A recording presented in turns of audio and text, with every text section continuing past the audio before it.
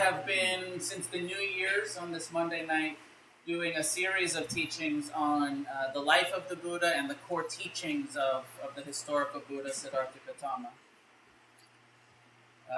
When I was here 3 times ago, we did the first Noble Truth. Last time, second Noble Truth. Tonight is the third Noble Truth. So a little overview for people who are new. The Four Noble Truths is the core teaching of Buddhism, teaching of the Buddha, of beginning with the first truth, which is a normalization of the difficulties that we face as human beings. A normalization of suffering and stress, and just kind of acknowledging that life is quite difficult for all living beings. If you have taken birth, you're faced with some difficulties.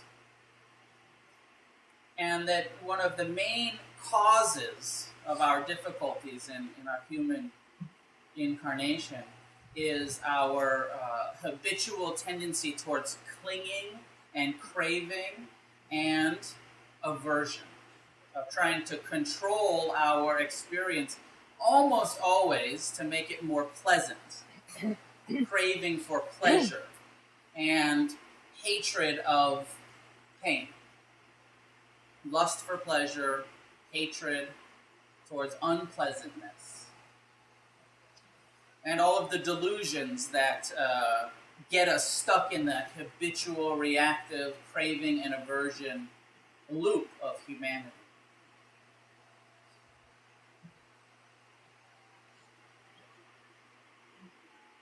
The third truth is the Buddha saying liberation from this cycle of suffering is possible in this lifetime. Freedom, happiness, well-being, and end of suffering is possible through following the Eightfold Path, through turning toward and almost embracing the suffering in our lives, stopping the running from, the denying of, or the suppressing or ignoring of the dukkha, difficulty, but by actually turning towards the dukkha and saying, okay, how am I suffering? And what is causing it? And starting to look at the craving, starting to look at the attachment, at the addictions. Not just the big drug, alcohol addictions, but the addiction to comfort, the addiction to pleasure, the addiction to things being the way you think they should be. Right? I would be happy if. I have that thought about 1,000,000 times a day.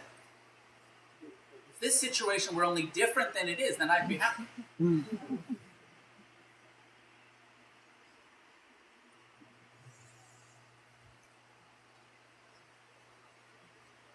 The third noble truth is what is known as nibbana or nirvana, translated as liberation or awakening or enlightenment. And it is the promise that if you are willing to do the work, to practice meditation, to practice renunciation, to practice generosity, if you're willing to practice and train your heart and mind, that you have the capacity to be free, to experience liberation, to be happy, to be at ease. That is not something that happens by wishing for it, but it's something that happens by acting for it, working for it. I guess the big question often is, philosophically, is in a gathering like this, well, what is enlightenment? What exactly does that mean?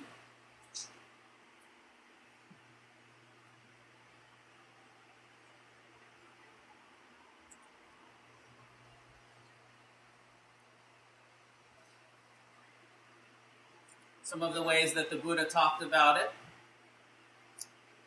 He said about his own experience, "This truly is peace, This is the highest, namely the end of all karmic formations, the forsaking of every substratum of rebirth, the fading away of craving, non-attachment, extinction, nibbana. He talks about us. This is a description of you. He says, enraptured with lust, enraged with anger, blinded by delusion, overwhelmed with mind ensnared. People aim at their own ruin, at the ruin of others, at the ruin of both self and others. And they experience mental pain and grief. But if lust, anger, and delusion are given up, you will then aim neither at your own ruin, nor at the ruin of others, nor at the ruin of both self and other. And you will experience no mental pain and grief. Thus, nibbana, immediate, visible in this life, inviting, attractive, and comprehensible to the wise. The extinction of greed, the extinction of hate, the extinction of delusion, this indeed is called nibbana, or nirvana.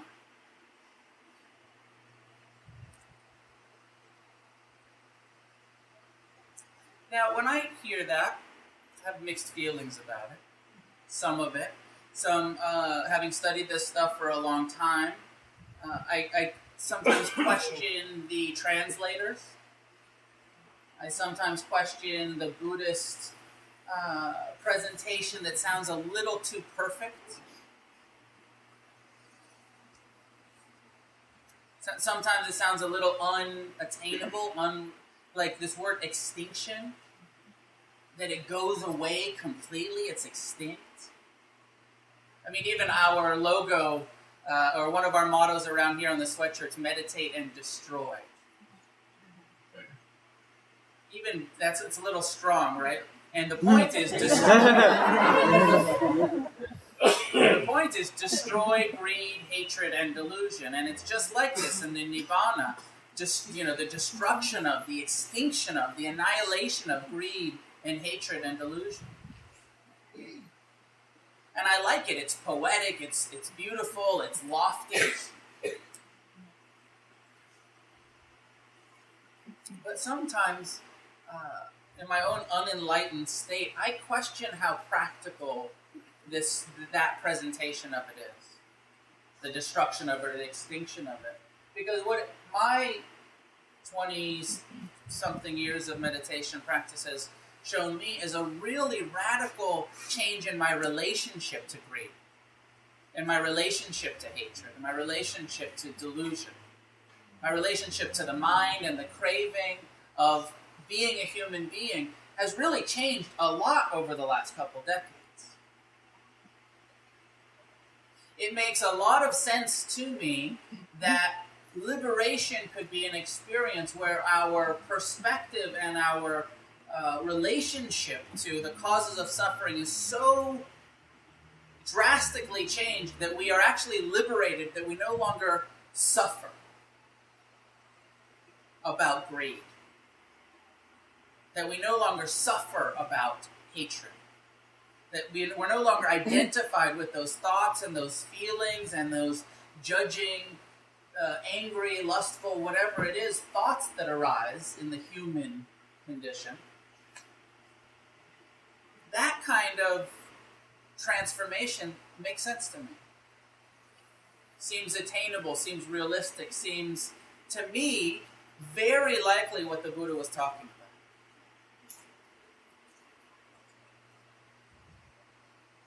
Extinction of identification with greed. Extinguishing the identification with hatred. And this word nibbana, I'm told, is a cooking term in India. in the ancient Indian. I thought it was actually just in the Pali dialect, and the kind of which is a dead language in India. This word Nibbana meant cooking, but I was talking to a guy who was a Sikh, and I said, "Oh, Nibbana, it means it's a cooking term." He's like, "Oh yeah, we still say that in Hindi. It has something to do with like taking the pot off of the fire, like taking it out of the stove, like it's cooked, it's done. It's time for it to cool." And so the reference is we are the pot, and we are being burned by greed and hatred and delusion. And so often the image is that you've put out the flames of greed, hatred, and delusion.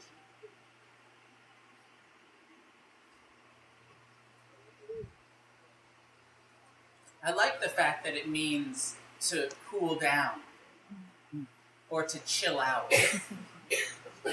And what a different way if you thought about your awakening, your enlightenment, your liberation as just being a bit chilled out. Your practice is to chill. Or if you think in to be cool. Robert Thurman, a Tibetan Buddhist teacher that I like, wrote a great book called The Inner Revolution. And he goes on in that book about how it's a cool revolution. Most revolutions are hot, they're fiery, they're fueled by hatred and by this sort of... But he's talking about the Buddhist revolution is this inner revolution, and it's not about getting heated up and angry and forcing external change, but it's about cooling down, about chilling out and cooling things down from the inside. And then in that way, starting to cool down the situation in our communities and in our cultures and in our world, actually bringing about a chilling out the world through an inner liberation, an inner revolution.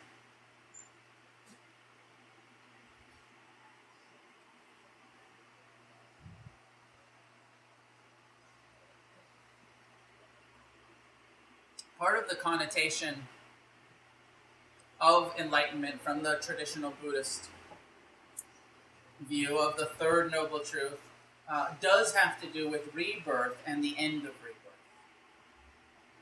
It is thought in the Buddhist cosmology that we are in a process of birth and death and rebirth and redeath and rebirth and redeath. And that actually until we have extinguished or radically transformed our relationship to greed, hatred, and delusion, we take birth over and over is the traditional Buddhist view. And that part of Nibbana is ending that cycle. Sometimes enlightenment is talked about as the deathless, entering into that which is no longer going to be reborn, and therefore no longer going to die.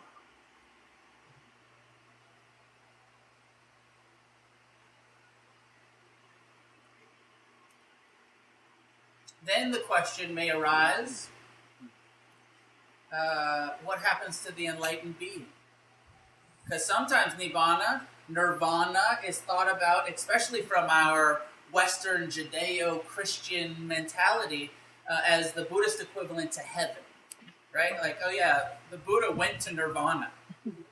And so then maybe you have that question. I don't know if you do, but now you do. Right now you do. What is nirvana? Where is nirvana? What happens to a fully enlightened being if what's happening here is that we can be fully liberated, and that means that you won't take birth again in your full liberation? Then what happens to your spirit, your soul, your karmic bundle?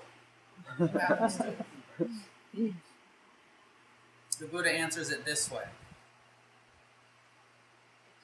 Truly, there is a realm where there is neither the solid nor the fluid, neither heat nor motion, neither this world nor any other world, neither sun nor moon.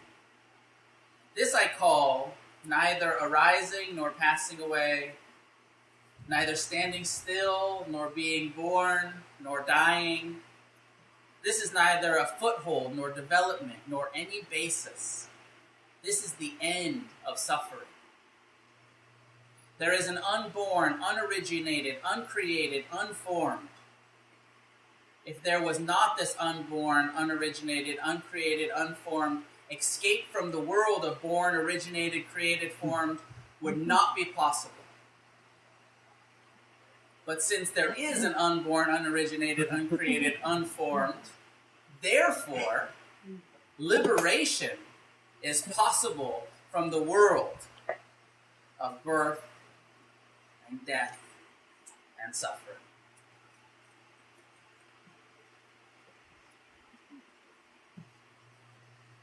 He doesn't really answer the question, though, does he?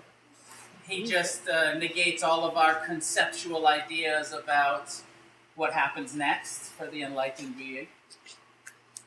Rather than, painting a picture of some ideal, pleasant experience, he just says it's neither form nor formless.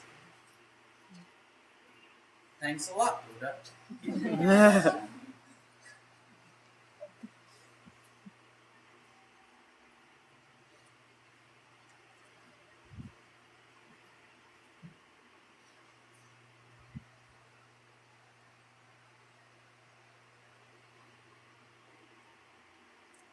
Really interesting that in the past, like in the time of the Buddha, he was really clear about not having any power to enlighten anybody else. Really clear about everyone has to do the work for themselves and purify their own karma and train their own mind and change their own relationship to clinging and to aversion. Everybody has to do the work for themselves. But in the teachings anyways, however accurate they are in the suttas, and sometimes he'll just give one Dharma talk to people and it'll say that they were liberated just from hearing that Dharma talk. Can you imagine like a Dharma talk so good that that's no more clinging? That fucking blew my mind. Passion from now on, no more attachment. It would be nice if it was like that.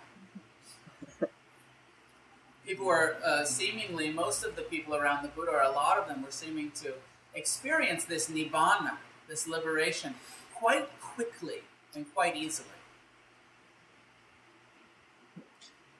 To me, it brings up some serious questions about religion and how maybe Buddhism and the religion of Buddhism for the last 2,500 years has sort of mucked up actually what the Buddha was talking about. And that it went from something that was really practical and an understanding of liberation that wasn't this perfect, unattainable sainthood, but that was really just more about having some insight and having some commitment and having some real commitment to the path, commitment to letting go.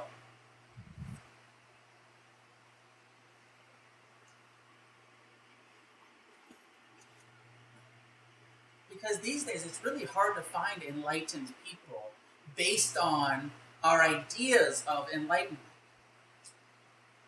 based on the religious, concepts. I was speaking this morning with another teacher about the fact that I was going to give this talk tonight, and it's not my favorite talk to give. Because there's a lot of confusion about it. Because I don't feel enlightened myself, and mostly don't like to talk about things that I haven't experienced, but this is one of those, if you're going to teach Buddhism, you have to talk about enlightenment even though you're not enlightened. Some level.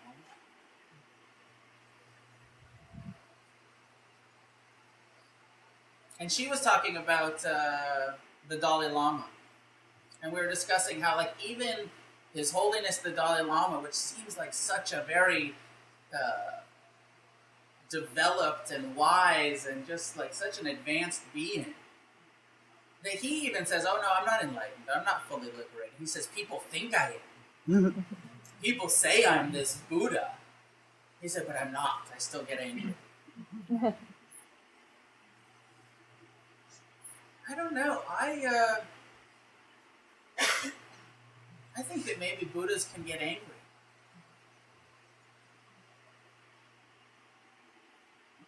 The Buddha, after his enlightenment, after Nibbana, this place that he was living in, he would refer to some of his experience. He had this ongoing relationship with this character called Mara. And Mara was the personification of lust or fear or anger, and Mara would come and he would attack the Buddha. And if you ask kind of real traditional Buddhists, especially like Theravadan monastics, they say enlightenment is a complete perfection of the mind, and greed, hatred, and delusion no longer arise, that they've been uprooted completely, they're gone from the enlightened Buddha's mind. And so then you say, well, what about this Mara character that keeps coming back? Are you going to try to tell me that that's actually the devil? And, traditional Theravadins have to take a stance to say, yes, Mara is not part of the mind, because then that would mean that the mind is imperfect. Mara is, a demon that's sort of fucking with you, trying to seduce you and taunt you and, following you around your whole life. It's the bully, the schoolyard bully, but never leaves you, It's kind of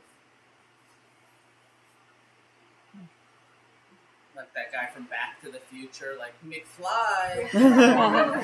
You're 50 years old and you're still getting pushed around. This high school bully.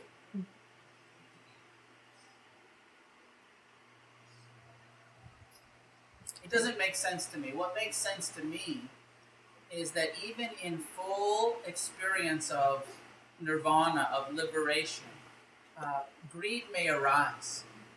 Hatred, anger may arise. Judgments, fears, negative afflictive emotions continue, I believe, in Nibbana in this lifetime. The Buddha related to Mara by saying, I see you. He related to the judgment as it arose. He related to the lust, to the anger, to those emotions that came up. They didn't stop coming up for him. He hadn't perfected it wasn't a lobotomy that happened at enlightenment. It was a radical shift in how he related to those experiences when they came. This feels much more real to me.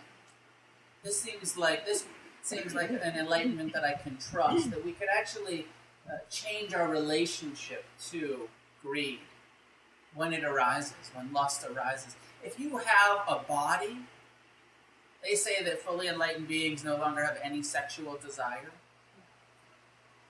or the capacity to have sex. I don't believe it. I just think that if you have a body, hormones, there's going to be messages within this physical body that say, I'm horny. There's nothing wrong with that. It's totally natural. It's totally normal. If you're really awake to it, if you're practicing mindfulness, if you're liberated, you're not going to suffer about being horny. But you're going to acknowledge, oh, this is what's happening now. Or the right situation happens, the survival instinct kicks in, and anger is going to arise. And you relate to the anger. You say, oh, anger again. Mara again in the form of anger, in the form of judgment, in the form of fear. Even on the Buddha's deathbed, Mara was present. Before enlightenment, during enlightenment, after enlightenment, his whole life. Fully liberated Buddha. He had perfected his relationship to his mind. He had learned to respond skillfully, wisely, compassionately, appropriately to whatever was happening. And that's what separates him from us. We haven't quite learned how to respond appropriately yet, all of the time, consistently anyway, I would imagine. I know that I haven't. I've made some progress. but not perfect. Still getting caught here and there.